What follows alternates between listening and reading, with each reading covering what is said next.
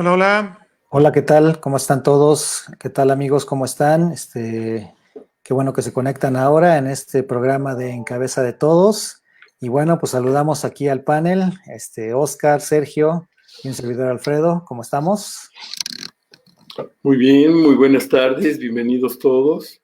Gracias, Alfredo. Gracias, doctor Mendizábal. Un gusto estar con ustedes aquí otra vez. ¿Qué tal la semana? ¿Qué ha habido? ¿Qué novedades? ¿Cómo vamos con el encierro? Difícil en ocasiones, pero bien, sobrellevándolo. Pues qué bien, ¿no? Pues justamente, una de las cosas que vamos a platicar ahora es cómo lidiar con el encierro, ¿no? En ese sentido. Y vamos a hablar de un tema que creo que es muy interesante, que es, pues la violencia familiar y la convivencia familiar, ¿no? Sobre Eh, todo la convivencia, ¿no? Sobre todo Familiar. la convivencia, exactamente. Sí, Obviamente abordaremos el tema de la violencia, pero sí, exacto, buscaremos la parte positiva, ¿no? Que es la sana convivencia. exactamente. Y bien, y vemos que a ver si se empieza a conectar algunas personas, vamos a ver qué nos dicen en las redes. Sí, vamos a ver que se conecten, porque es importante este esfuerzo que estamos haciendo los tres. eh, no puede ser si los demás no participan, si no Así es, sabemos si podemos apoyarles, si necesitan apoyo para empezar. Si alguien necesita apoyo, que nos diga. Nosotros tenemos la posibilidad ahorita con el doctor Mendizábal. así es pues de tener mucha información interesante, ¿no? Muy bien, pues vamos a ver quién se puede conectar por aquí. Mm,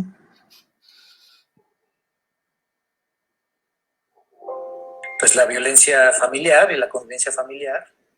Bien, aquí ya me estoy escuchando.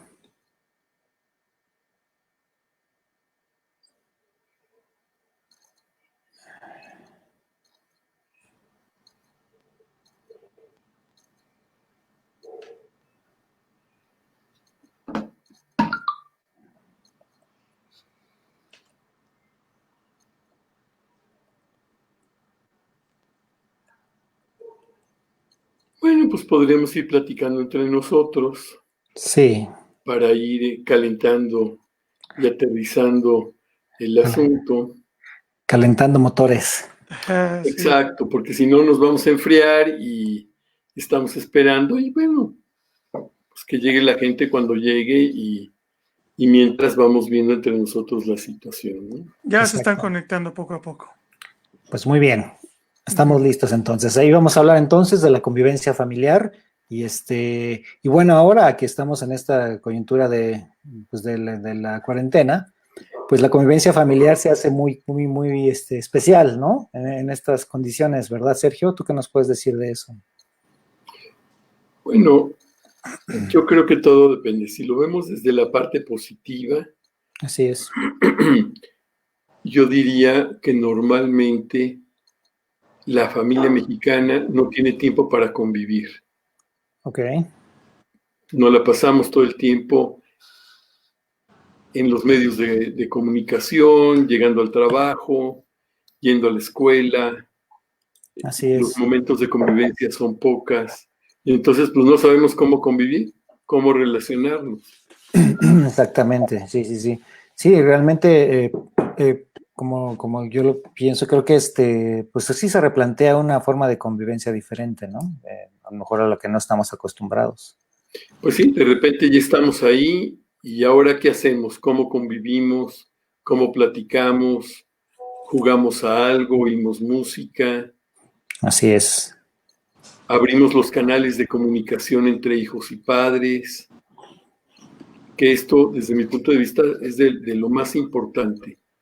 Si uno no tiene entre hijos y padres abiertos los canales de comunicación o entre la misma pareja, los esposos, las parejas y todo esto, bueno, pues entonces esto nos va a arrastrar a una serie de problemas serios. Lo que Sí, Sí, no, además pienso que la convivencia familiar en estos tiempos, bajo estas circunstancias, tiene muchísimas vertientes, no me dejarán mentir. A ver, Así estamos es. hablando al principio de una convivencia en una familia con una vida relativamente sana o lo que podría llamarse normal, pero hay muchas otras familias que tienen problemas graves de comunicación y de convivencia desde Exacto. antes de estas circunstancias. Y yo creo que ellos son los que más lo están padeciendo, ¿no?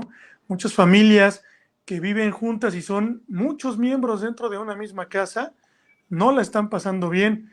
Ojalá cada uno tuviera su cuarto y se pueda aislar, pero no es así. Muchas familias están pues hacinadas en estos momentos con una convivencia familiar francamente complicada, difícil, en donde incluso la diferencia entre generaciones se marca todavía mucho más, ¿no? Exacto. Los adultos mayores que no tienen acceso a lo mejor a este tipo de ventanas como la que estamos haciendo nosotros y que el único escape que podrían llegar a tener, ya sea un libro si les gusta leer, o la televisión o el radio. Y después está la mamá a lo mejor, ¿no? Que se la pasa todavía más siendo la cocinera de toda la familia, o Ujú. los millennials, que a lo mejor muchos sí tienen acceso a este tipo de dispositivos o de alternativas y que no le hacen caso a la demás familia, ¿no? Entonces estamos hablando de que puede haber familias en donde realmente sea muy compleja la convivencia en estos tiempos. Sí, exactamente. Sí, yo pienso que pues hay muchas cosas que a lo mejor uno no es consciente de ciertos hábitos o de ciertas interacciones, interrelaciones, hasta que nuestra forma de convivir cambia, ¿no? Y empiezan entonces a hacerse evidentes a lo mejor ciertas cosas, ¿no? Bueno, yo lo que pienso es que de las cosas más importantes que hemos trabajado últimamente es que tiene que haber una comunicación dentro de la familia. Si no hay comunicación, entonces ahí podemos tener una disfuncionalidad. Los hijos se pueden sentir solos, tristes, no tomados en cuenta. Si tienen algunas dudas, tal vez no van a recurrir directamente a los padres a aclararlas, lo pueden hacer entre los amigos y esto dejar un vacío y dejar una sensación de soledad. Exacto. Sí, es que hay muchas vertientes, ¿no? Y en estas circunstancias, Sergio, yo sí tengo muchas preguntas para ti que eres el experto, o sea, tengo muchas por ahí interrogantes que a ver si nos puedes contestar. Por ejemplo, hay diferentes tipos, digamos, de familias también, ¿no? Hay diferentes tipos ahorita incluso de grupos sociales, no solo estamos hablando de la familia convencional, ¿no? Papá, mamá, hijos, sino de repente hay gente que está guardando cuarentena con sus roomies, otra gente que está guardando cuarentena con a lo mejor mamá e hijo, ¿no? Otro por ahí que está tal vez una pareja nada más, ¿no? Alguien que esté en proceso de divorcio, de separación. Alguien que está en proceso de divorcio, exactamente, ¿no? Hay varias ahí como varias cosas, ¿no? Que pueden ser diferentes. O alguien que esté totalmente solo también, ¿no? Que no También. tenga a nadie más, ¿no? ¿Qué sucede en cada uno de estos ámbitos, verdad? Es muy variado entonces, ¿no? La paleta ahí de colores.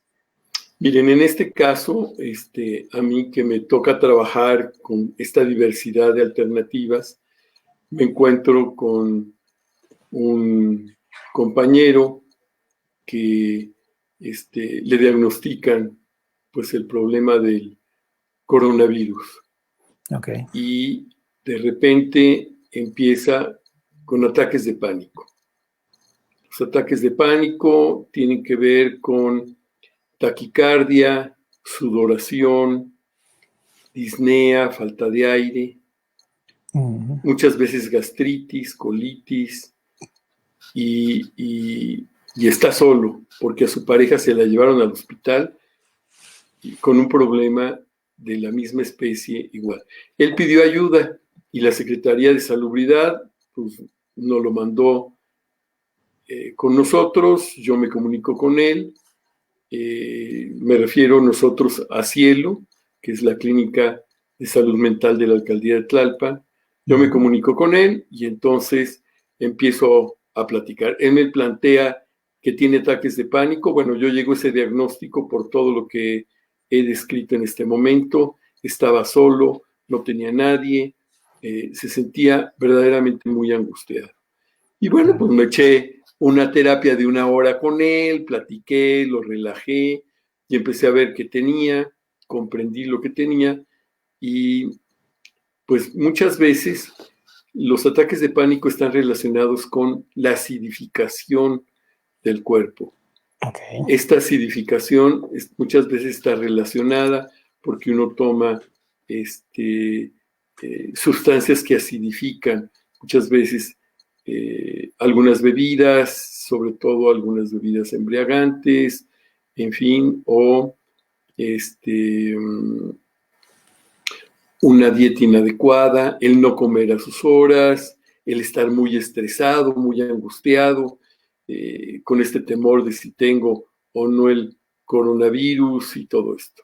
Y entonces, a partir de allí, yo lo que hago es darle una manera de ir enfrentando toda esta situación, lo alcalinizo, hablo con él, y le mando todo un tratamiento, y entonces en el transcurso de 2-3 días ya lo teníamos bastante más estable, más tranquilo. Le fui poniendo sesiones todos los días a la misma hora, él sabía que yo me iba a comunicar, me comunico con el hermano de alguna manera asiste a los lugares donde yo lo cito para darle los medicamentos o darle recetas, y bueno, pudimos enfrentar muy bien la situación.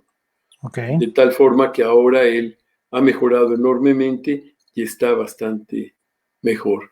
Pero no todo se les ocurre pensar que un ataque de pánico la tiene que atender un psiquiatra o alguien que por ahí esto lo resuelva como un especialista en salud mental. Se van al neumólogo, se van al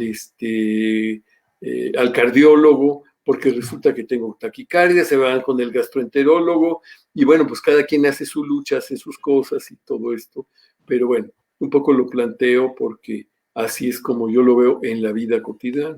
Entonces, es decir, Sergio, que digo, y creo que estoy de acuerdo contigo, gran parte de los padecimientos que tenemos, ¿no? Pues tienen que ver también con la psique, ¿no? O sea, tienen que ver también como origen en algunas cuestiones emocionales y que finalmente se van traduciendo en sintomatologías, ¿no? Claro. Sí. Lo que pasa es que está todo conjugado. Así es. Hay unión biopsicosocial, el cuerpo, la mente y la sociedad.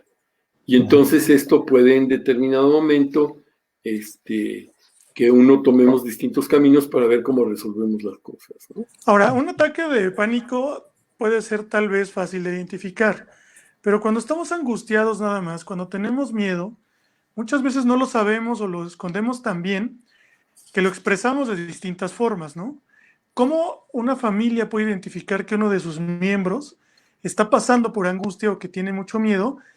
¿De qué forma se puede manifestar esto? Bueno, pues efectivamente no todo es un ataque de pánico. Hay grados en esta situación. Hay grados que son intermedios o que son menores. Pero, por ejemplo, alguien que está con ansiedad, pues puede terminar, por ejemplo, con un poquito de reflujo, con teniendo gastritis, colitis, puede ser una manera. Lo otro es tener insomnio. La gente no puede dormir porque tiene pensamientos como muy negativos y este tipo de cosas. Y entonces no se puede dormir y de repente o se despierta y pasa varias horas durante la noche despierto. Entonces esta es otra situación que tendríamos que ver, ¿no? Entonces hay, digamos, varias cosas que pueden pasar, ¿no? Por ejemplo, hablamos de ansiedad, envidia, culpa, tristeza, enfado, impotencia, diferentes tipos de cosas que pasan dentro de esa convivencia, ¿no? Exacto, Sí, porque justo para allá iba mi pregunta, perdón, doctor Mendizábal, sí. porque obviamente cuando ya empieza a haber esta manifestación de algunos síntomas, como lo menciona usted, uno de los más, por decir, delicados, es la falta de sueño, ¿no? Porque de la falta de sueño se generan otros síntomas que puede ser justamente el enfado o la irritabilidad que puede llegar a la violencia intrafamiliar, ¿cierto? Por supuesto, cuando una persona no duerme un día, 2 o 3, dependiendo conforme se vayan sumando los días, y si no duerme las horas completas, pues ahí van a ver toda una serie de sensaciones o de sentimientos como lo estamos viendo ahorita en la pantalla. Así es. Puede haber irritabilidad, puede haber ansiedad, puede haber, resulta que todo esto se va incrementando y de repente uno no sabe qué sucede cuando uno no puede dormir, pero pueden empezar a haber síntomas desde muy ligeritos hasta situaciones extremas. Si uno no puede dormir durante varios días, tiene que buscar un especialista en salud mental que le ayude a dormir, porque si no, puede tener una crisis más seria, ¿no? Claro, sí, eso que se agudiza. Aquí, por ejemplo, que bueno, ya se están conectando varias personas y por favor, los que estén viéndonos, también mándenos comentarios, nos ayudaría mucho para seguir nuestra charla y también dialogar con ustedes, y resolver cualquier duda que tengan, aquí con Sergio, que es un experto en salud mental, y los consejos que les podamos dar o nuestras opiniones que podamos de alguna forma darles también, por favor, mándenos comentarios, eso sería súper bueno, ¿no? Por ejemplo, aquí Pablo Chávez nos dice, como dicen, el problema es la falta de comunicación, porque antes de la contingencia solo era una rutina verlos 4 horas y apenas se hablaban, y los otros que siempre se hablan cuando siempre han tenido buena comunicación con buena convivencia, ¿no?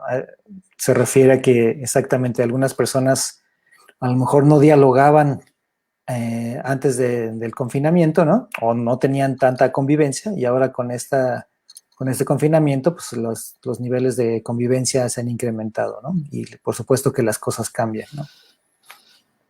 Claro. Así es.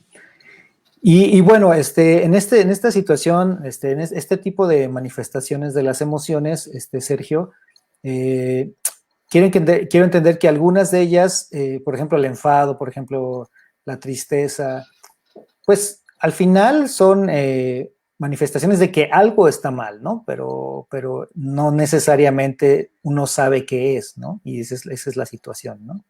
Ese es el problema a veces, ¿no? Mira, por ejemplo, hablábamos del hacinamiento en un principio, y el hacinamiento, cuando uno no tiene un espacio para uno mismo, puede provocar un poquito de enfado, de tristeza, en fin. Y entonces, de repente, a mí lo que se me ocurre es que si tenemos una vivienda que tiene pocos espacios, tal vez nos podríamos como echar un volado para ver si alguien quiere estar un rato a solas en un lugar, en ese espacio donde no va a ser interrumpido por distintos miembros de la familia, y entonces nos rotamos, ¿no?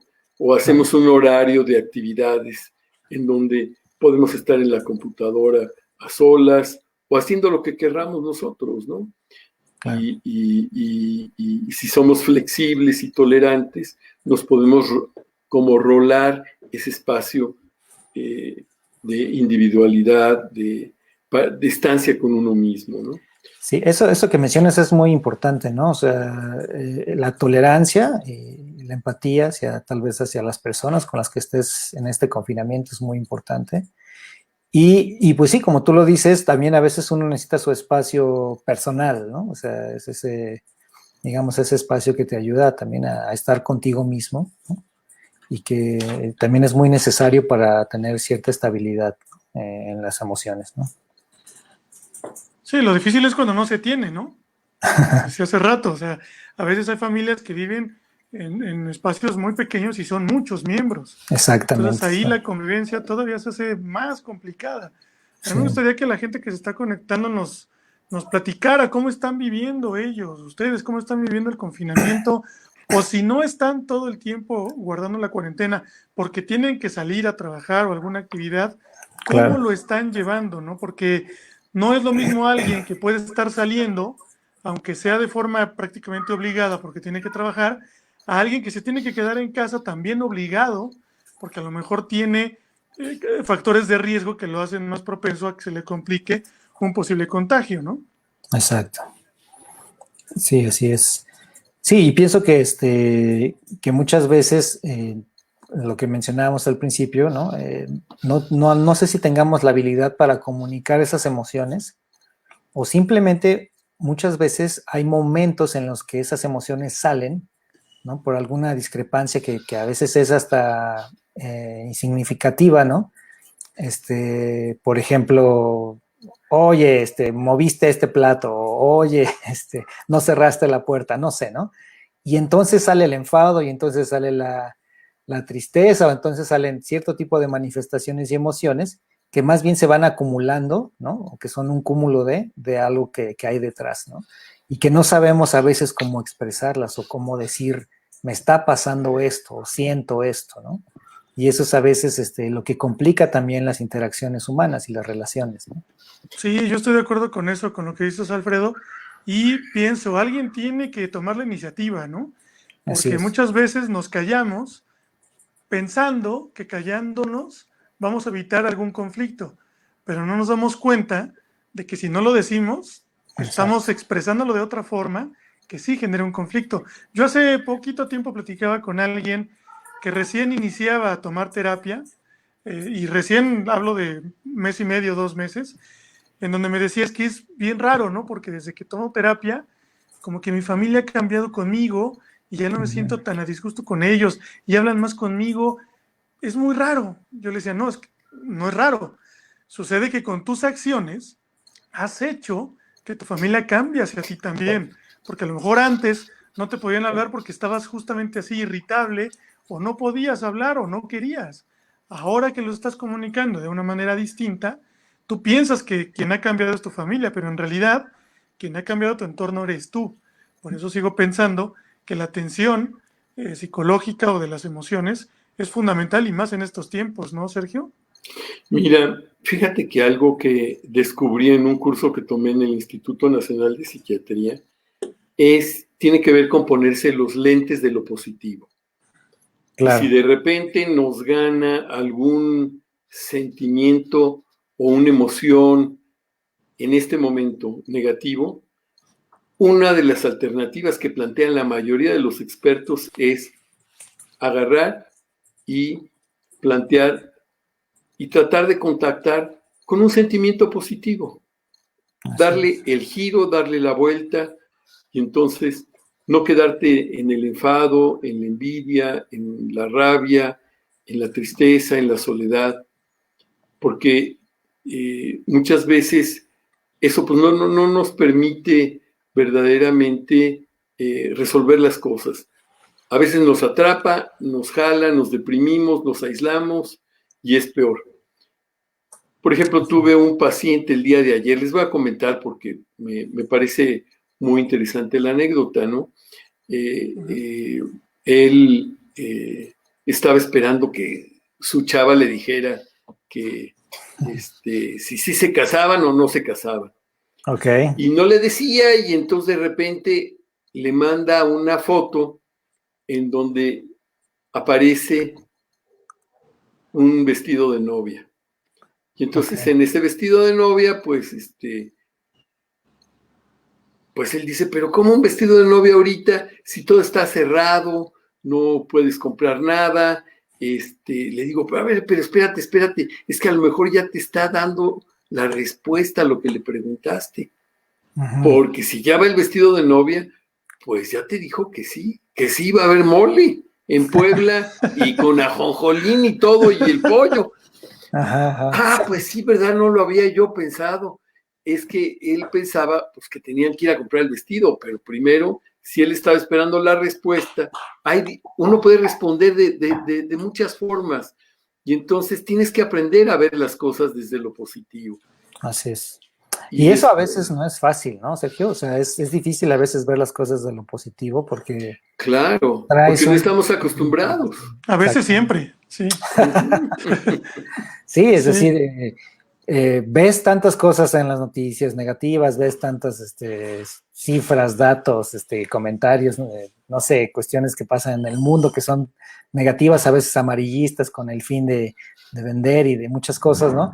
Que la gente a veces le cuesta trabajo ser positivo, ¿no? Y tener en mente cosas que puedan ser productivas y que puedan cambiar ese chip. Y suena muy complicado, pero en realidad no lo es tanto, ¿eh? En convivencia familiar o incluso de pareja nada más. Una de las cosas principales es no suponer, ¿no? Claro. Y si alguien te está mandando un mensaje y no lo estás entendiendo, es mejor preguntar, ¿no? Y entonces ahí se entabla la primera comunicación. A ver, ¿qué me tratas de decir? A lo mejor estoy muy estresado para entenderlo. Mejor dime qué me tratas de decir. Y ahí puede haber ya un diálogo y puede haber incluso una convivencia mucho más cercana, ¿no?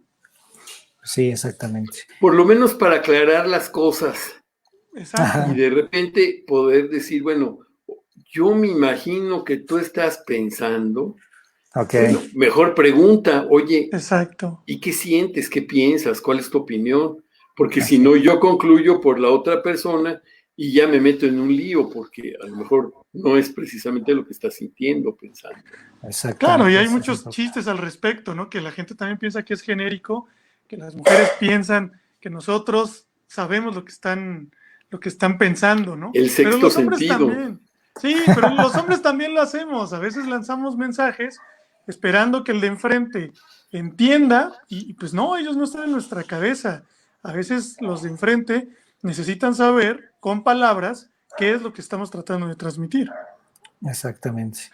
No, y muchas veces hay, ahorita, bueno, que toquemos el tema, por ejemplo, de la comunicación, hay relaciones de poder, ¿no, Sergio? También en este tipo de convivencia familiar, ¿no? Esas relaciones de poder que tienen que ver con cuestiones culturales, con cuestiones sociales, como tú lo planteabas hace rato, ¿no? Con cuestiones de naturaleza humana, ¿no? En las cuales, pues evidentemente, desde que somos chiquitos, ¿no? Tratamos de buscar jerarquías y tratamos de encontrar un coto de poder de alguna otra manera, ya sea, por ejemplo, llorando para atraer a la mamá, ¿no? Se genera cierto poder del bebé, ¿no? Cuando tomas una interacción de un niño con otro niño, ves claramente que a su año, ¿no? Que ya empiezan a caminar o empiezan a interactuar, uno llega y le pega al otro, ¡paz!, ¿no? Y el otro llora y el otro se ríe con cierto placer porque adquirió ahí un pequeño coto de poder, ¿no? En cierto sentido, ¿no? Entonces, este tipo de cosas se van magnificando, por supuesto, conforme nos hacemos complejos en la edad adulta o, ¿no? Conforme vamos creciendo, ¿no? ¿Cómo lo ves? Esto que tú dices me hace recordar algo que estudiamos precisamente ahora en este curso, que era sobre crianza positiva, cómo educar a los hijos desde muy chiquititos. Así y entonces nos hacían una pregunta los coordinadores del taller y nos decían, a ver, ¿en qué porcentaje piensan ustedes que debe de obedecer un hijo cuando tú le pides algo? A ver, les pido por favor, ustedes, Alfredo, Oscar, ¿en qué porcentaje piensan que sus hijos tienen que responder con obediencia cuando ustedes les piden algo? ¿Qué Eso piensan? es interesante. Porque ahí es donde está el poder. Ahí es donde está el poder. El padre pide algo y el hijo tiene que responder. ¿Y en qué porcentaje? A ver. Yo con el 50% me doy por bien servido. Ah, caray, muy bien. ¿Y tú, Alfredo? Pues sí, yo pienso que sí, el 50%, 60% tal vez, ¿no? Digo, hay que, no sé, yo que también estoy con Oscar, que es por ahí, hay que mediar, ¿no? Es que a ver, antes de Pero la es respuesta interesante, del doctor la verdad nunca me había planteado un porcentaje de obediencia, eso está interesante. Es que del estamos acostumbrados poder, a es eso. que el poder Exacto. es allí, exactamente. Sí, claro, ¿Cómo manejas Es que estamos el poder? acostumbrados a eso, estamos acostumbrados a ser hijos o niños obedientes, pero no nos Sí, damos cuenta que él también tiene sus actividades y tiene sus tiempos. A nosotros nos encantaría que respondieran de inmediato a todas las indicaciones, pero claro. ellos también tienen su proceso, ¿no? A veces Sí, les quitamos una actividad que están haciendo muy concentrados y esperamos una respuesta positiva, pues no. A ver, Exactamente. entonces vamos a ponerle al público que nos esté escuchando. Sí, Díganme, ¿en qué porcentaje piensan ustedes que los hijos los tienen que obedecer cuando ustedes les solicitan algo? Eso está muy interesante, que nos respondan los que nos estén viendo. Sí, la verdad es que es una pregunta muy interesante y ahí la cuestión está en justamente, digo, también es un rollo generacional, no sé cómo lo vea Sergio. Antes por Por ejemplo, supuesto, la letra con sangre entra. exactamente, antes era así, antes era el 100%, ¿no? O sea, nada de que Exactamente, no me digas que así no, era. pum, ¿no? Ahí va el chanclazo, ahí va ¿cómo se llama? El cable de la plancha. No, ojo, no cito, no cito algo personal, pero lo he escuchado, ¿no? Pero sí, creo que también me parece que eso es fundamental, ¿no? Las generaciones han ido cambiando. Hubo otra época, me parece que, no sé si esté en lo correcto, Sergio, pero en la época de los 90s o en la que los padres eran mucho más permisivos, ¿no? Que es justamente los que generaron la nueva generación de los millennials, ¿no? Y en el que Bueno, sí, porque nos vamos al otro extremo. No hay así es, límites. Y si no hay exactamente. límites, entonces, ahí, que tenía que ver mucho con muchos de los psicoanalistas que nos Exacto. formamos por esas épocas y en donde decíamos, es que la represión genera toda una serie de problemas. Mira, Es. yo tuve una comunidad terapéutica junto con un grupo de personas en 1978, la fundamos y la cerramos 15 años después. Claro. El patrón general que había en las gentes que se internaban cuando hablábamos de un problema de psicosis eran niños de dieces, eran niños de primeros lugares y de medallas de oro. Okay. Esos eran los que se internaban con nosotros. Y Tenían entonces problemas. tendríamos que darles un curso intensivo a ellos, a las familias y todo esto, de relax, no es necesario que saques 10 en todo, ¿verdad? Sí, fíjate, perdón que te interrumpa, Sergio, aquí Claro. Cuauhtémoc Torres, nuestro amigo Cuauhtémoc dice, pueden formular nuevamente la pregunta y después él contesta, dice, el 100%, dice, puesto que no se está hablando de tiempo ni procesos, el hijo tiene que ser obediente, ¿no? Y bueno, ese es un caso como el que tú estás planteando ahora, ¿no? Exacto. Yo te voy a Entonces, contar. cuando yo les decía, cuando alguien Sí, llegaba de dieces y con medallas de oro y todo esto, exactamente. normalmente tenía un problema con un juez interno muy severo. Entonces, ¿qué nos dicen los Exacto. expertos? ¿Qué nos dicen los expertos? El 70%. Okay. El 100% no existe, discúlpenme. Es Okay. una sobreexigencia muy grande, Sí, por es una supuesto. presión muy grande, pero tampoco el no poner límites como irnos al 50%. Entonces, en este curso tuvimos muchos ejemplos de qué es lo que hay que hacer y además cómo solicitarle a los hijos las cosas. Exactamente, también ese es otro factor Y importante. entonces el 70% es la respuesta de los expertos. Les estoy hablando de una institución panamericana, Así es. donde hay gente desde Canadá hasta Chile, con expertos en todas estas áreas. Y es que aquí, perdón, Alfredo, aquí sí, el adelante. punto es justamente como lo dice el doctor Mendizábal, ¿no? Saber pedir las cosas, saber darle las instrucciones a los hijos, porque muchas veces o siempre damos las instrucciones independientemente de lo que estemos haciendo y de lo que está haciendo el hijo o la hija, esperando una respuesta positiva. Como lo decía antes, no esperemos que un niño o un adolescente deje de hacer algo que está en lo que está muy concentrado para darnos una respuesta positiva, ¿no? Ahí podríamos entrar en una discusión también que nos llevaría a otro programa de dónde está el respeto y dónde está el miedo, ¿no? Porque muchas veces los hijos atienden a las instrucciones por miedo, no por respeto. Entonces el 70% me parece que sí está muy, muy cercano a la justa medida, ¿no, Alfredo? Sí, yo podría estar de acuerdo con eso también. Y hay una cuestión aquí, justamente yo tuve una experiencia de repente ahí con algunas familias coreanas que yo les daba un coaching, ¿no? Y también, digo, me gustaría tal vez plantear este rollo de que las cosas también son culturales, ¿no? Claro. Estas familias, por ejemplo, su chip estaba en justamente la disciplina al 100%, ¿no? Y en la obediencia en un nivel que dices, bueno, incluso para mí era excesivo, porque nuestra cultura es totalmente permisiva y es otra cosa, somos nosotros apapachadores profesionales, ¿no? Pero, y con cierto nivel de chantaje, por supuesto, pero en estas culturas orientales sí pude percibir esta situación y sí veía yo a los niños que por supuesto eran muy extremadamente eficientes en muchas cosas, pero sí de repente tenían un dejo de una carencia tal vez del manejo de las emociones. O sea, yo no veía una expresividad, por ejemplo, para muchos de ellos era difícil, no sé, a veces comunicarse de una manera incluso amorosa con sus padres, ¿no? Entonces, bueno, es difícil ahí, como tú lo decías, Oscar, encontrar esa justa medida entre la obediencia y el respeto, ¿no? Pero vamos a ver, fíjense bien, ¿cómo constituir una autoestima? ¿Qué es la autoestima? El amor a uno mismo. Así ¿Cómo es. se construye esa autoestima en los niños chiquititos? Con amor, con elogios. Con elogios, les tienes que decir que los amas, que los quieres. Exactamente.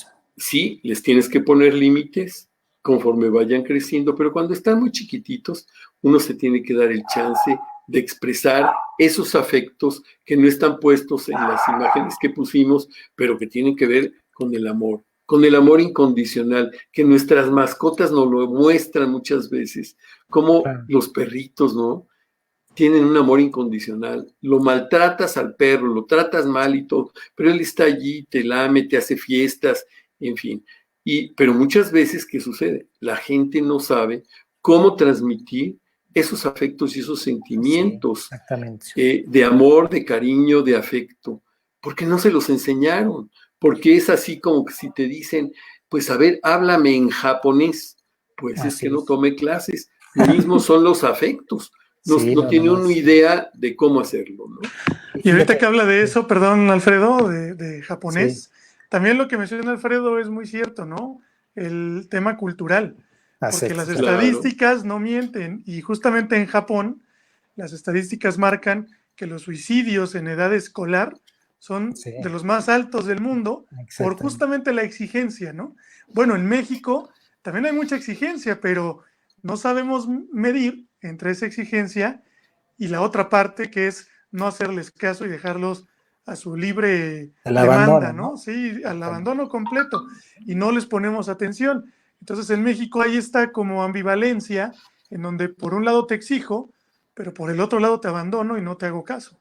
Mira, aquí, Oscar, ejemplo, pero yo te agradezco que tocas este tema porque precisamente uno de los primeros porcentajes que nos mandaron avisar ahora con lo de la cuarentena es que se duplicaron los suicidios, por lo menos en la alcaldía donde yo estoy.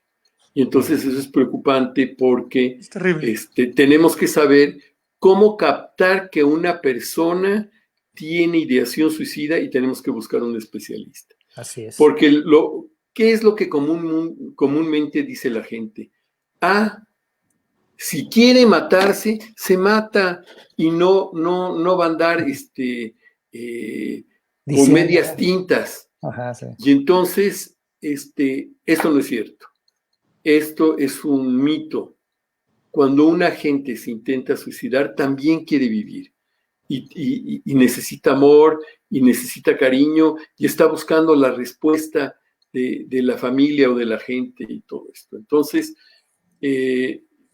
la mayoría de los suicidas piden ayuda, piden apoyo, y si yo les digo, si un adolescente o si un jovencito prepúber empieza a hablar de que se siente deprimido, que se siente triste, que necesita ayuda o que está pensando en ya no querer vivir, yo sí le haría caso.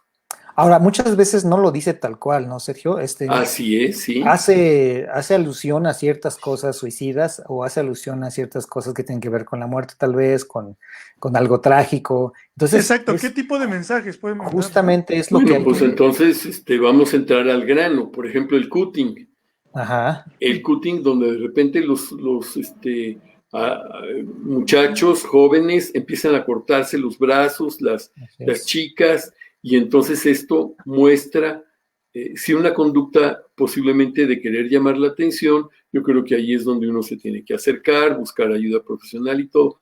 Pero también, si alguien dice, ya no quiero vivir y me quiero matar, yo creo que no hay que tomarlo a broma. no hay que tomarlo a la ligera y sí es una posibilidad de buscar ayuda. Claro. ¿Qué otras cosas? La vez pasada pusimos una serie de slides, pero ya no nos dio tiempo ni de hablarlos. Pero fíjense cómo es la depresión, que son los primeros síntomas que nos pueden llevar a una situación suicida en un joven o en un adolescente. No es como en un adulto. Exacto. Entonces, la irritabilidad que puede tener un joven, su violencia en contra de algunos miembros de la familia, los hermanos, los papás, o el romper objetos, puertas, vidrios, en fin, ya está mostrando, sí, una conducta de rebeldía, pero también puede estar mostrando depresión. Una necesidad de atención y una De depresión. atención, pero sí está mostrando depresión porque así es como se presenta la depresión en los jóvenes. Claro. No es como en los adultos, pues. O incluso también el aislamiento, digamos, férreo, ¿no? O sea, un aislamiento así que sea a lo mejor irregular o que sea diferente a lo que generalmente el adolescente tiene, ¿no? Así es, una personalidad esquizoide, como se llama, se dice. Okay. Pues entonces se aíslan, no conviven, y entonces de repente eso también hay que llamar la atención. Aunque eso no significa que uno no debe dejarle un espacio libre a un joven, ¿verdad? Ahora, ¿qué recomendaría yo? Antes de darnos las de especialistas en comportamiento humano y en salud mental y emocional, cuando detectemos un signo como estos que acabas de mencionar, Sergio, pues acudir con un especialista, ¿no? Ahora, en estos tiempos de aislamiento, pues podemos echar mano de personas como tú, en donde podemos mandar un mensaje aquí por Messenger y decir, a ver, necesito la evaluación del especialista. Y entonces ya platicando contigo, a lo mejor puede ser a distancia, podrías detectar algún tipo de padecimiento en un niño, en un adolescente o en una persona adulta, ¿no? Mira, sí, porque en este momento yo todos mis pacientes de consultorio y de institución los manejo a distancia. Claro. Precisamente para evitar el contagio. Entonces, hago una historia clínica por teléfono, hablo con la familia, hacemos estrategias, todo esto es lo que tenemos que hacer a la distancia, ¿no? Exactamente. Oye, aquí... Ahora, sí, perdón, ¿qué ibas a decir? No, vas. Sí, aquí nos comentan, por ejemplo, Wendy nos pregunta, dice, la pregunta es difícil porque cada hijo es diferente y eso es cierto también, eso es un factor importante, ¿no? Uno como, a lo mejor como miembro de una familia, tiene que empezar también a hacer como una especie de distinción o de las personalidades, ¿no? Que no es nada fácil, pero al final es importante que estemos observando cómo se comporta cada uno de los miembros de nuestra familia, ¿no? Y notar alguna diferencia, ¿no? Radical en ese sentido, ¿no? Eso nos pasa a nosotros los doctores en función de los diagnósticos. No podemos englobar a todos en un diagnóstico y los libros nos orientan, pero no vamos a poner etiquetas.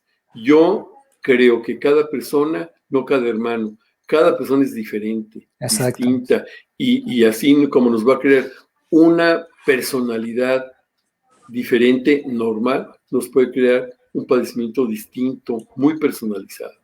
Claro, y insistiendo en el tema, si para un especialista como el doctor Sergio Mendizábal no es sencillo diagnosticar a una persona nada más por lo que le platican, pues menos para nosotros los padres o cualquier persona que está en su casa y está teniendo una situación con algún miembro de la familia, será más difícil diagnosticarlo nosotros. Por eso insisto en la importancia, en lo fundamental de buscar ayuda profesional. Ahora, nosotros aquí, en Cabeza de Todos, hemos comprometido al doctor Sergio Mendizábal a que nos dé precios preferenciales para todas las personas que se contacten con él y que hayan dicho que vieron el programa. Así como el doctor Mendizábal, todos los especialistas que estén con nosotros nos darán un precio especial para todos los que mencionen que lo vieron aquí.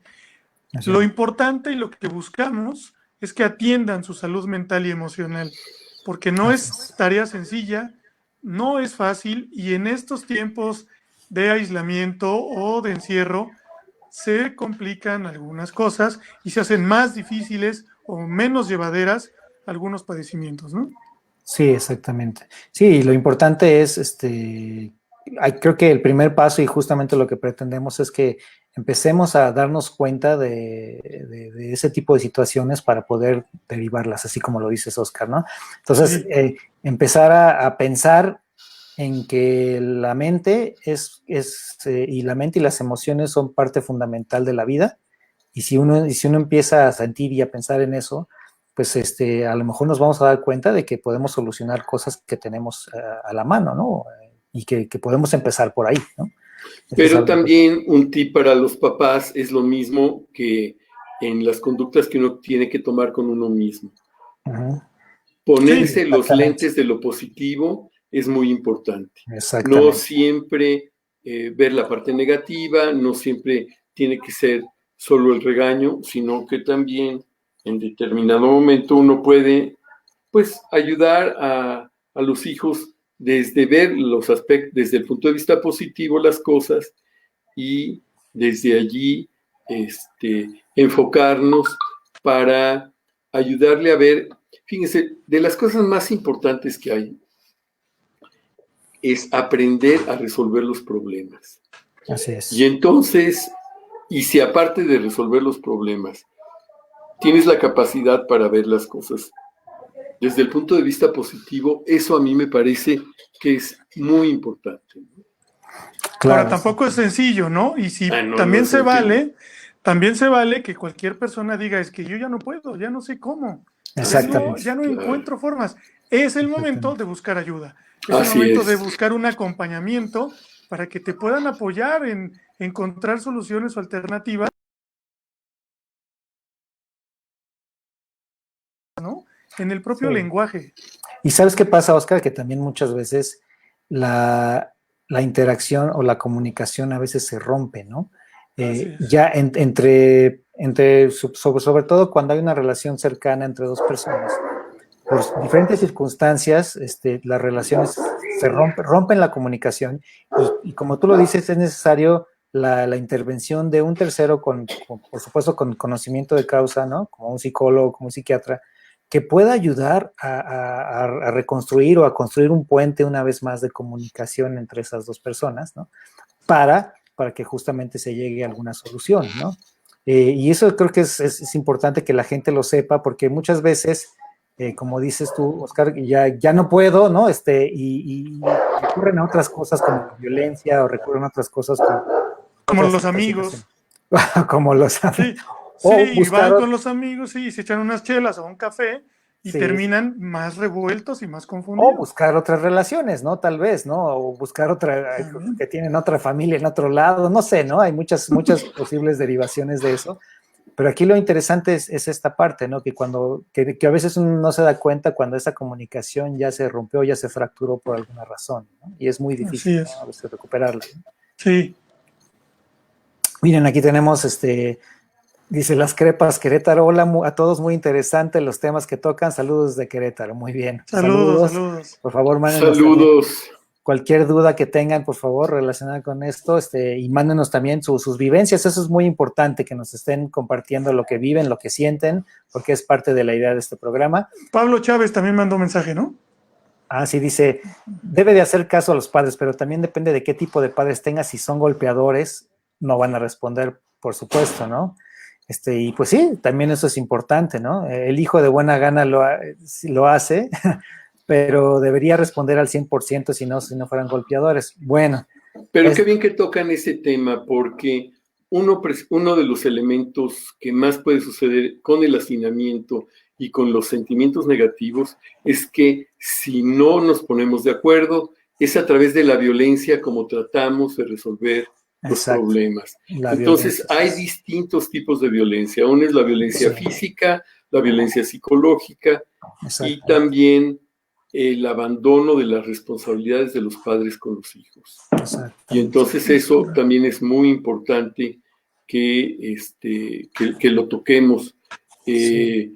O entre la misma pareja, de repente se tratan de resolver las cosas a través de la violencia y esto, en vez de ayudar, empeora las cosas. Y como tú decías, a veces uno marina las cosas con unas chelas o hasta con un caballito de tequila y entonces ya con todo el alcohol o con las cervezas atrás, pues uno puede tener una conducta más agresiva, más violenta y empeorar las cosas. Ahora, la violencia también se piensa que nada más son gritos, insultos, empujones, cosas rotas, pero la violencia puede ser tan sutil que la vemos tan normal que ni cuenta nos damos, ¿no? Exactamente, eso es importante, ¿no? Como Hay dijo Sergio, tipos de violencia. los tipos de violencia, la violencia que es emocional, ¿no? La violencia verbal, por ejemplo, ¿no?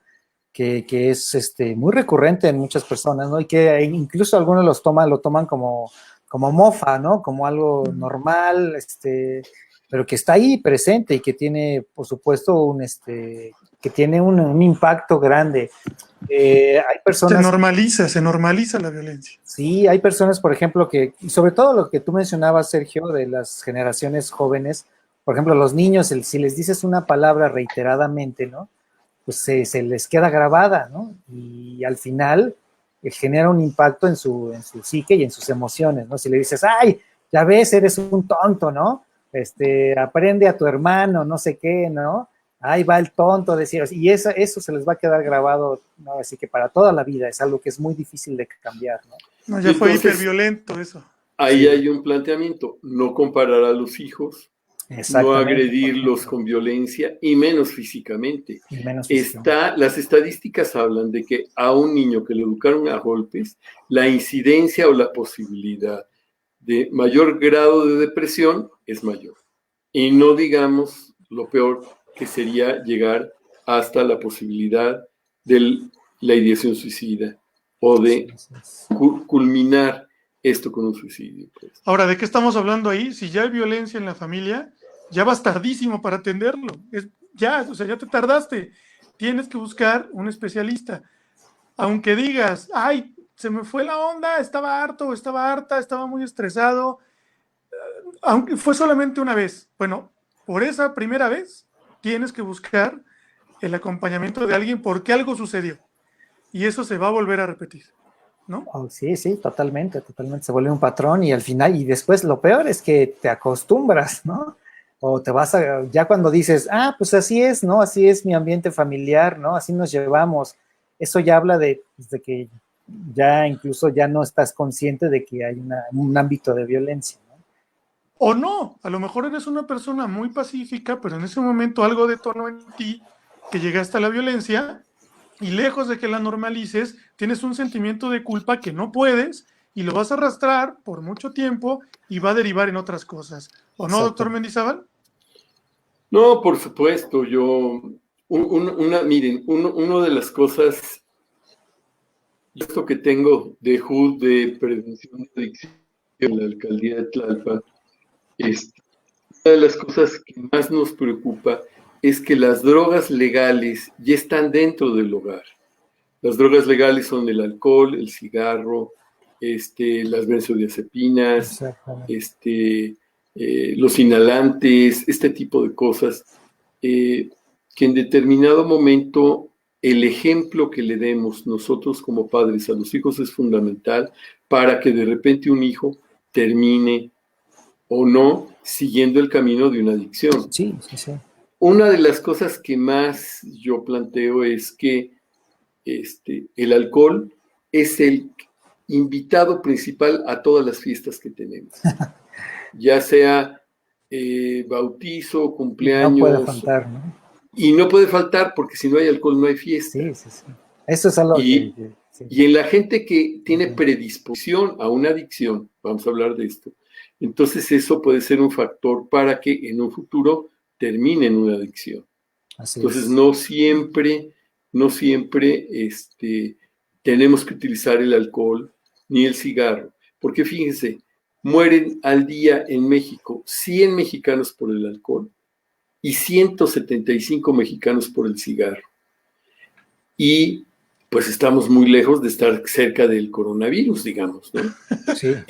Digo, si vemos las estadísticas, pero esto es algo medular que nos sucede cotidianamente, de lo cual no se habla por distintas situaciones. Yo solo lo menciono porque es mi obligación compartir este tipo de estadísticas, porque las drogas legales tienen, de alguna manera, todo este impacto en nuestra familia y además incrementa la violencia y la agresividad. Oye, y en esta etapa justamente de contingencia y de encierro, la venta de alcohol está en todo su apogeo, ¿eh? Es decir, la gente está comprando alcohol, pero a caudales. Sí. Entonces, esto es un indicador, sí, porque genera una sensación de euforia inmediatamente. Exactamente. Te da una felicidad, pero es totalmente artificial. Y sirve para... Y entonces las cosas, fíjate, que tendríamos que tener en claro para poder contrarrestar una depresión en este momento, uno es el ejercicio. Claro.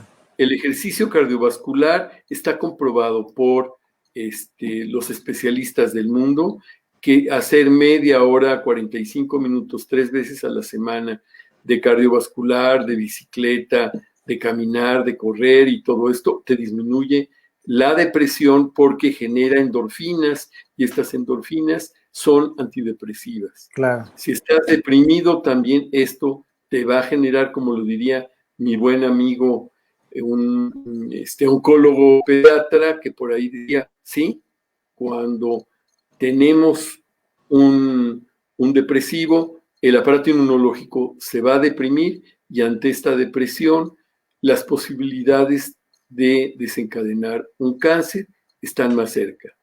Entonces, el hacer ejercicio es fundamental. Yo en algún momento quisiera compartirles los, ¿cómo se llama? Los rituales orientales de la juventud, porque hay que empezarlos a hacer en la tercera edad, así como estoy yo. Yo los empecé a hacer a los 40 años, pero sí la mayoría tendríamos que hacer ejercicio precisamente como una manera de prevención de la depresión y de la ansiedad. Claro. Sí, lo vamos a hacer en emisiones posteriores. Pero hablando ya para cerrar de este tema del alcohol, yo veo en esta etapa en la que estamos viviendo de cuarentena, 3 opciones nada más con el alcohol. Una, o te deprime y te la pasas peor. 2, te saca de tu realidad porque te relaja y estás pensando que gracias a algo estás mejor, que es gracias al alcohol. O 3, te vuelve más violento.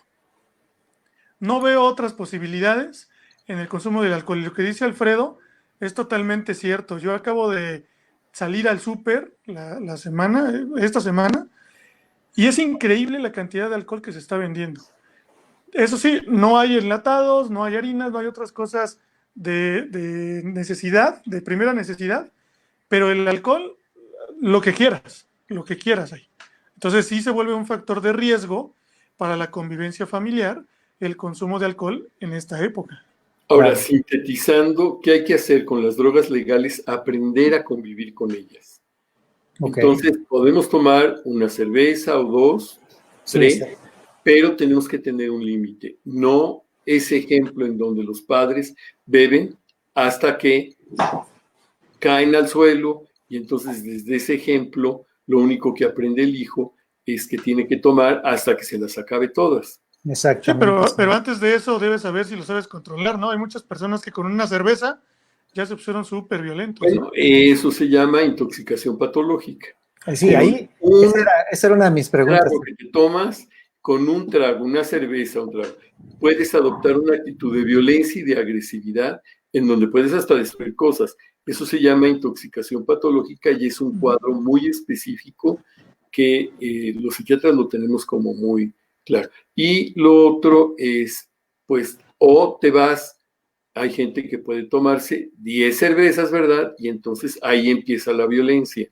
Claro, el margen es muy, muy, muy especial. O hay gente que se toma unos tragos, que está contento y no hay problema. Se la puede pasar muy bien, se relaja, ¿sí? Pero le pone un límite a la situación. Por eso hay que saber cómo convivir con la droga legal, ¿no? Oye, yo ahí una pregunta, Sergio. Las adicciones tienen como, digamos, como origen una carencia emocional.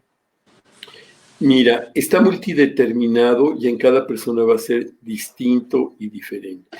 Okay. Fíjate que hay autores muy interesantes como Hernán Solís, que es un psicoanalista muy viejo que fue maestro mío, y él tiene un artículo precisamente de cómo empiezan las adicciones, y empiezan con las fijaciones orales.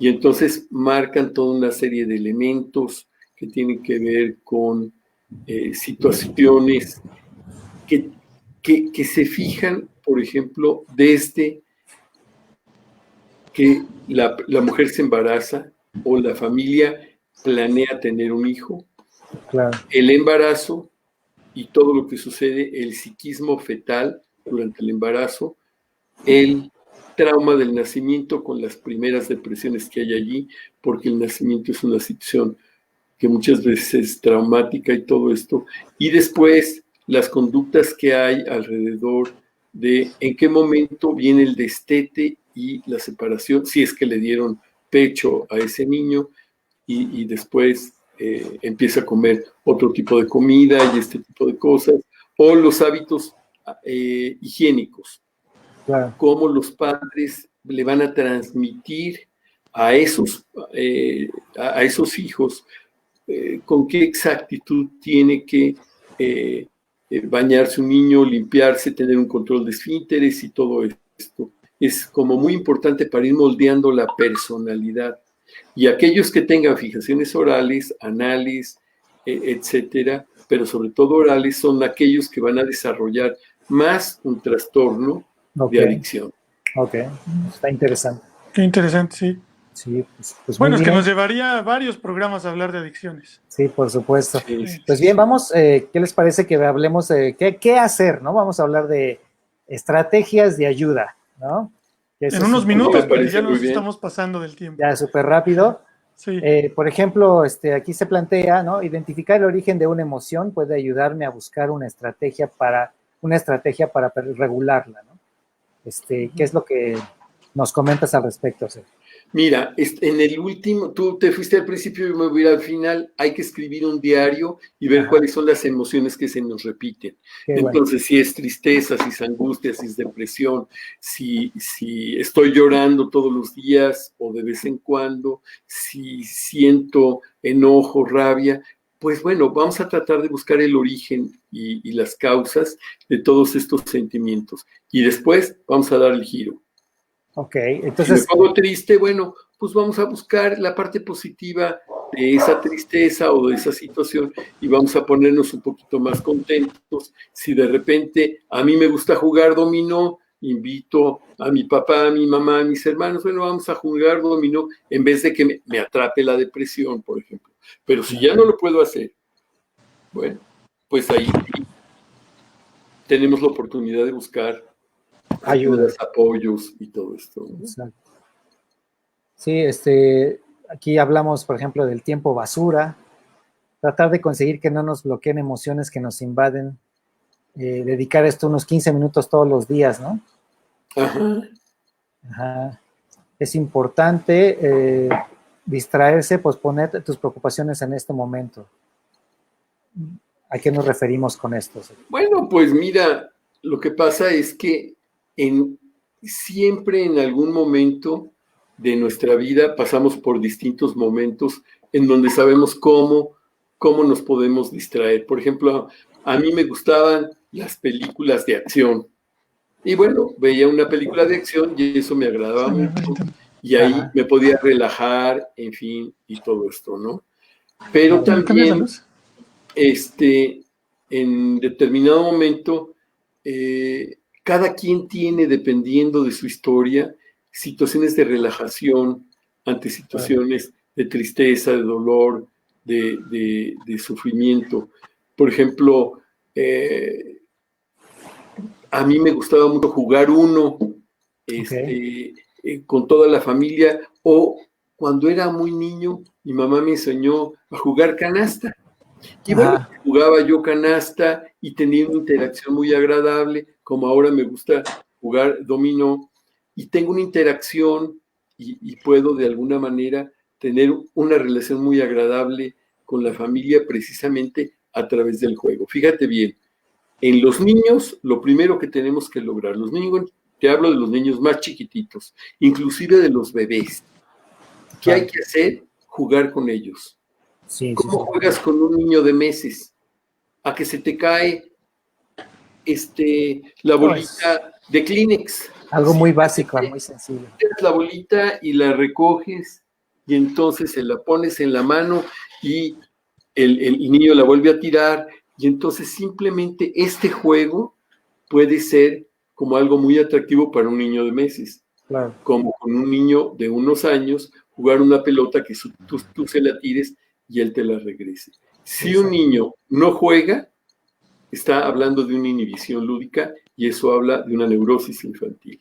Exacto. Si un niño no estudia, estamos hablando de una inhibición intelectual y también necesita como toda una ayuda y todo un apoyo. Entonces el juego, la alegría, el sonreír, el mostrar toda esta actitud positiva con los niños es muy importante como para sacarlos de estas situaciones de tanto estrés. Yo Así en es. mi consultorio, ¿qué hago? Cuando llegan los niños todos apachurrados y todo esto, yo tengo mi pelota ahí y se las empiezo a aventar. Y si no se ponen abusados, bueno, pues ya los cambio de la dinámica totalmente, ¿no? Claro. Entonces, estamos hablando de que digamos, en este caso, la relación con los niños y la forma de fomentar una estabilidad emocional es a través del juego, ¿no? O sea, la parte lúdica que es fundamental.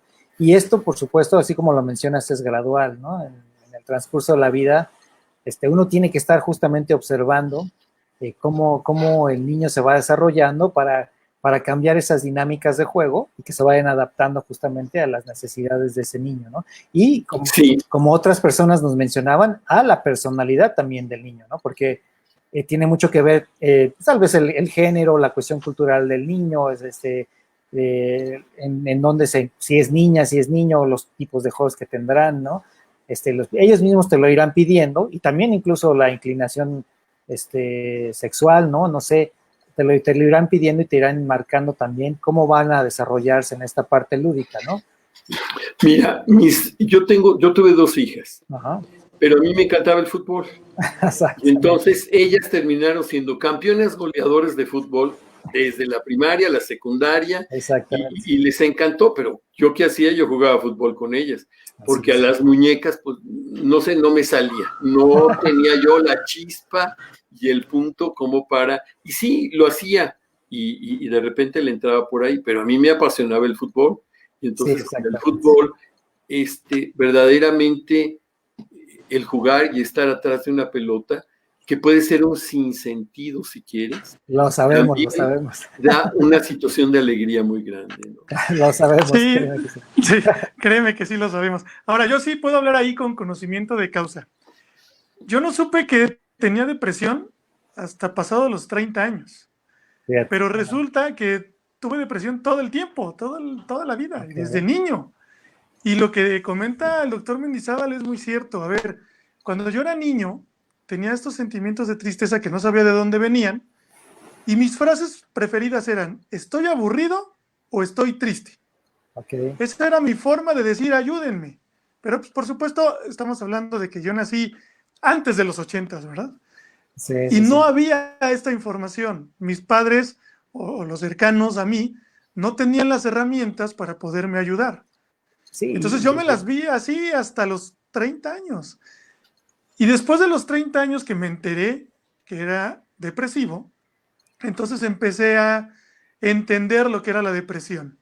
Y lo primero que yo podría recomendar cuando tienes a alguien así en tu familia, primero el que está con el padecimiento, tienes que hablar, tienes que decirlo, tienes que decir, ayúdenme. Si no lo dices, los demás difícilmente van a poder entender qué es lo que te sucede. Incluso pidiendo ayuda, tienes que hacerlo de una forma directa. Si estás triste, dilo así, estoy triste. Si tienes ganas de llorar, dilo así, tengo ganas de llorar. Si no sabes de dónde viene, dilo. No sé qué me pasa, pero me siento angustiado, me siento triste, no quiero levantarme de la cama, no quiero comer, no me quiero bañar, no me quiero rasurar, pero dilo. Bueno, eso por el lado del paciente, ¿no? Ahora, perdón Y, que te interrumpa, Oscar. uh-huh. Eso es bien interesante porque tú justamente te tardaste 30 años en poder encontrar ese diagnóstico en ti. Y, o sea, durante esos 30 años, ¿por qué fue tan difícil justamente, ¿no? ¿Por qué fue tan difícil que te hicieran caso o percibirlo o darte cuenta, ¿no? Ese tal vez sea el mayor de los problemas, que justamente es muy difícil a veces hacer un diagnóstico, sobre todo dentro de la familia, ¿no? ¿No? Primero porque yo no sabía comunicarlo, yo no sabía, exactamente. no podía. Y luego tú y yo sabes lo que estudiamos, ¿no? Entras a la universidad, entras a la UNAM, comunicación, y gran parte de la carrera es psicología. Ajá. Y no, al no tener un diagnóstico y al estar leyendo tantas cosas, lejos de yo poder entender qué es lo que me pasaba, pues me confundí más. Entonces luchaba entre el intelecto y el sentimiento. Okay. Y la mayoría de las veces me ganaba la razón. Entonces yo tenía que pensarlo de una manera lógica, aunque no la encontrara. Y entonces esa parte me frustraba todavía más. Y mi nivel de violencia subió muchísimo. Y yo nunca se lo atribuía a la depresión. Okay. Yo me volví muy violento, pero por la depresión. Digo, no es ninguna excusa. El punto aquí es que no sabía controlarlo y en mi familia no había quien me pudiera ayudar, en mi núcleo familiar, no había quien me pudiera ayudar porque la información tampoco la tenían a la mano. Y con quien yo podía acercarme, pues simplemente no lo hacía. Entonces, supongo, y por lo que veo después del entrenamiento que tuve en Cielo también, Cielo es el Centro Integral de Esparcimiento Lúdico y Orientación, en donde el doctor Mendizábal es director. Cuando llegué ahí y me entrenaron en los talleres de crianza positiva, taller para padres, PROPAR, en fin, todo lo que conlleva a la crianza positiva, ahí caí en cuenta en que todo esto es nada más saber entender a los demás, ponerte los lentes a lo mejor de lo positivo, como es el doctor Mendizábal, ponerte en los zapatos del otro y saber transmitir, ¿no? Claro. Entonces a partir de ahí fue que, y eso no tiene tanto tiempo, que pude todavía mejorar mucho más la comunicación y el entendimiento de cuándo es que se empieza a sentir algún síntoma de depresión, ¿no? Entonces, claro. Ahora, eso es con la información que yo tengo. Muchas personas que no tienen la información o los estudios o el interés de haber investigado tantito, yo pienso, de verdad se la pasan mal. Pero también iba a hablar de la parte donde tú eres el familiar de alguien depresivo. Si alguien te dice, sea adulto, sea niño, sea adolescente, estoy triste, ya lo decía el doctor Mendizábal, hazle caso. Pregúntale por qué. Pregúntale no solamente qué le pasa, pregúntale cómo puedo ayudarte, qué necesitas. Muchas veces lo que necesitamos es eso, que nos escuchen nada más y que nos pregunten cómo te ayudo, porque ahí sientes un apoyo, sientes un respaldo, sientes que alguien te está acompañando. Entonces pregúntenle a sus familiares, a sus hijos, ¿cómo te sientes? ¿Cómo te ayudo? ¿Qué puedo hacer? Y a partir de ahí determinan si realmente requieren una ayuda como la del doctor Mendizábal o de algún especialista que esté con nosotros que les pueda acompañar en este diagnóstico en caso de tener algún padecimiento. Y si no, nada más en el hecho de decirles, ok, tuviste a lo mejor una crisis de ansiedad y punto. Pero es importante que un especialista lo haga. Exactamente. Sí, yo creo que sí. Pues bien, vamos a ver en resumen. Bueno, en resumen, ¿qué les diría? Hay distintos tipos de depresión, la endógena y la reactiva. La endógena es porque te falta un neurotransmisor, digamos la serotonina, la tienes disminuida porque no la logras retener en la sinapsis, la orinas, la sudas, en fin, y toda la serotonina que comes la echas para afuera y eso te va a dar una depresión endógena que normalmente requiere un medicamento para poder subsanarla. Y la reactiva, bueno, pues resulta que te pegaron conforme te educaron, o tuviste una muerte y se te murió alguien muy cercano, o perdiste el trabajo, o de repente vives en un planeta en donde invaden los virus y está el coronavirus y todo esto pues nos genera una serie de cuestiones. Todo lo que tiene que ver con síndrome de estrés postraumático y todas las cosas naturales como erupciones, terremotos, tsunamis, este tipo de cosas que pueden impactarnos, bueno, pues ya es reactivo a este tipo de situaciones y todo esto. Y muchas veces puedes no necesitar un medicamento, pero si el deporte, la alimentación. Yo en algún momento quisiera que invitáramos a mi hija, Yasmín Mendizábal, quién sabe por qué, ¿verdad? Pero ella es chef, pero aparte es herbolaria y es especialista en alimentación y salud mental. Y entonces con ella hemos ayudado a muchísima gente. Y entonces yo creo que la alimentación es medular, porque somos lo que comemos y de repente muchas veces la depresión viene por pésimos hábitos alimenticios. Pues si les parece bien, la invitamos para el próximo martes, hablamos con su papá y que la obligue a estar aquí con nosotros. Y la comprometemos y lo comprometemos a él para que esté acá. ¿Cómo ves, Alfredo? Sí, me parece muy bien, sí, sería una charla muy interesante y yo estoy totalmente de acuerdo contigo, Sergio, la alimentación es fundamental para tener una vida también equilibrada, ¿no? Tanto la parte física, la emocional y también la parte fisiológica creo que son fundamentales, ¿no?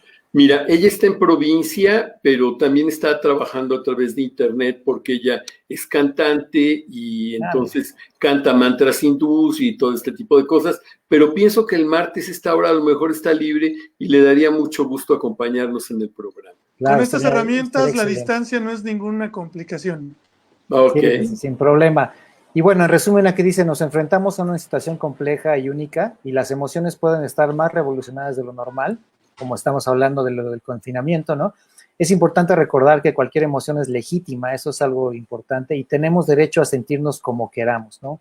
Es decir, el derecho lo tenemos y es importante que lo expresemos también y que podamos comunicarlo con la gente con la que estamos conviviendo ahora, ¿no? Como queramos y como podamos también, ¿no, doctor Mendizábal? Pues así no nos queda de otra. Sí, procurar, por supuesto, practicar la empatía contigo y con los demás, ¿no? Será la mejor herramienta para conseguir el equilibrio, ¿no? Eso para mí también es fundamental. Escuchar. Muchas veces tú, Oscar, hablabas de eso, ¿no? De hablar, es decir, hablar lo que uno siente, pero también está la parte de escuchar, ¿no? Creo que escuchar es fundamental y ser capaces de escuchar no es fácil, ¿no? No es nada fácil. Muchas veces. Pero también con qué actitud nos vamos a relacionar. Esa empatía tiene que ser con una actitud positiva. Totalmente. Yo, después del taller que tuvimos en el Instituto Nacional de Psiquiatría, donde en determinado momento se te refuerza desde lo positivo, verdaderamente tiene un impacto muy importante. Conste que soy psicoanalista y no soy conductista. Sin embargo, pienso que en la educación es fundamental este tipo de lineamientos en donde de repente hay que ponerse y ver siempre los aspectos positivos, aún en las peores circunstancias. Así y por ahí hay estrategias hasta terapéuticas para esto. Totalmente, lo que dices, Alfredo, es muy cierto. Hay una frase de Peter Drucker, si no mal recuerdo, que dice que lo más importante de la comunicación es escuchar lo que no se dice. Así es. Y tienes toda la razón. A veces es más importante escuchar que hablar. Es importante decirlo, pero es muy importante saber escuchar al de enfrente. Sí, totalmente. Creo que eso es fundamental. Y en el escuchar, yo creo que uno empieza a aprender muchísimas cosas, ¿no? Empiezas a aprender a distinguir, a discernir, y te empiezas a hacer también, obviamente nace la empatía, ¿no? Y en cierta manera construyes un puente, porque como tú lo decías hace rato, las personas a veces solo quieren ser escuchadas, ¿no? Sí. Nada más. Y eso puede ser un aliciente, ¿no? Un aliciente muy importante. Y la otra parte, pues por supuesto, de la meditación, ¿no? La alimentación, creo que son fundamentales, ¿no? Los hábitos como el ejercicio, tal vez la parte lúdica que mencionaba Sergio, encontrar momentos. Yo la verdad soy de la idea de que no importa dónde estés, no importa en qué situación, uno tiene que buscar, como dice, soluciones, y hay que desarrollar también la creatividad, ¿no? La creatividad para encontrar esas soluciones. Y tiene mucho que ver con ese en la pensamiento. educación que le demos a los hijos, fabricar esa creatividad, que los Exacto. chicos sientan una pasión por investigar, por Pasión. leer, por tener mayores conocimientos y todo esto, les va a ayudar mucho en la vida. Sí, Así es. siempre hay algo que hacer, siempre. O sea, yo creo que no hay momento para aburrirse aunque esté uno en confinamiento. Y Es bueno, correcto. pues nos superpasamos, pero muy a gusto, como siempre, con estas charlas. Y pero bueno, es lo importante aquí, como le decimos a todos los que nos estén observando, nos estén viendo a través de Facebook, que esperamos que se sigan conectando cada martes en esta misma hora y que sigan compartiendo también sus experiencias, todo lo que estén viviendo. A Oscar se le fue la luz, creo. Se me fue la luz aquí, pero ya estoy. Muy bien.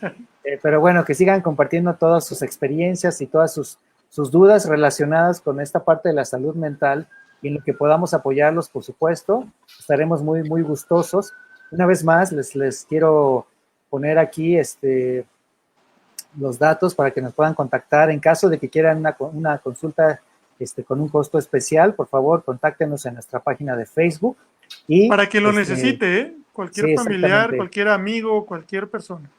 Y con todo gusto los ponemos en contacto, ya sea con Sergio o con la persona que sea requerida, ¿no? Para que de alguna forma haya una solución a cualquier tipo de problemática, que esa es la primera finalidad de este programa. ¿Okay? Así es. Y pues sin más, nos despedimos y hacemos el compromiso, ¿no? De estar aquí también en el mismo horario, y esperemos que también podamos hablar un poco de la nutrición, como tú nos lo prometiste, Sergio. Yo pienso que sí. Déjeme decirle a mi hija, porque también no le he dicho y no la puedo comprometer, pero sí, claro, no, la invitamos, la buscamos. Claro que sí. Si no es el próximo, cuando ella pueda, ¿no? Ya vendrá. Sí. Claro que sí. Pues un abrazo a todos. Un abrazo y que estén muy bien. Y nos estamos viendo entonces en el próximo programa. Saludos a todos los que nos ven y gracias por conectarse. Denos likes. Okay. Nos vemos. Suscríbanse a la página. por favor. Bye. Adiós. Bye.